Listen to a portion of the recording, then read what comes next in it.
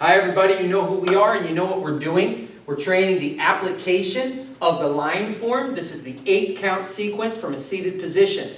Some of this sequence is different, obviously, from the standing and mobility assisted students, but the theory is the same. What you're doing is for the first and only time you're going to be dealing with two opponents, and you're going to be dealing about putting something between you, and that will be your first opponent. And you're going to do this by taking their balance completely, which means you're going to have a human body on top of you. So, here's the application of this. This person is coming in, and they're going to throw a big punch at you, and they're going to step in, and this is an offset. So, you're facing to the right, they're attacking with the left, and you're going to work them to the back side. So, as I step in, you're facing the right, they're turning in with the right because it's offside. We're mirror imaging here. So when I step in and throw my punch, I'm going to throw this looping punch. And because it's this big looping punch, your linear blocks might not be as effective. So what we're doing is we're doing a sweep block and a cross block. Sweep block that turns into a grab and a cross block to help set it. So as I do this, you do your set and grab. That's one. Then he's going to spike my elbow. Two, and if he can stomp on my knee, that's great because he's going to bend me over. If you can't move or you don't have ambulation in your legs, it's a pull and a strike to bend me over. Okay? So that's your second count. This turns into a push to set me up, right, on the shoulder. But a second you get your arm length out there, you fire that punch out so that you're setting me up for that punch. Okay? There's count 4. Now 5, that punch is just going to turn into a grab and pull me in.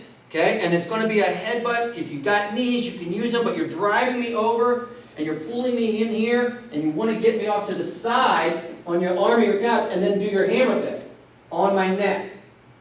Okay, now let me stand up for a second. So he's pulled me at an angle onto the chair and drives that hammer fist down. Okay, but when he does that, I want to be on top of him. So go back and grab me. And when you do that, I'm here. Boom, I'm going to fall on this chair, guys. So he has to get rid of me. He drives his elbow up and pushes me down. Okay? And then this arm can then pull in the chamber as he does it. Okay? And that's that motion where his elbow comes up and over in that sequence, pushing me off. I fall down right here. The bad guy right behind can't step on his friend. He'll lose balance, so he's at least 2 legs out.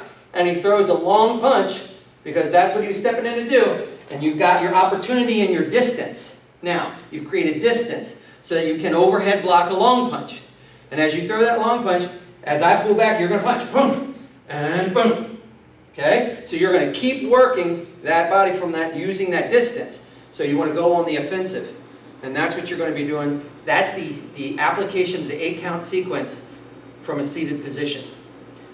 Use this to train with intention.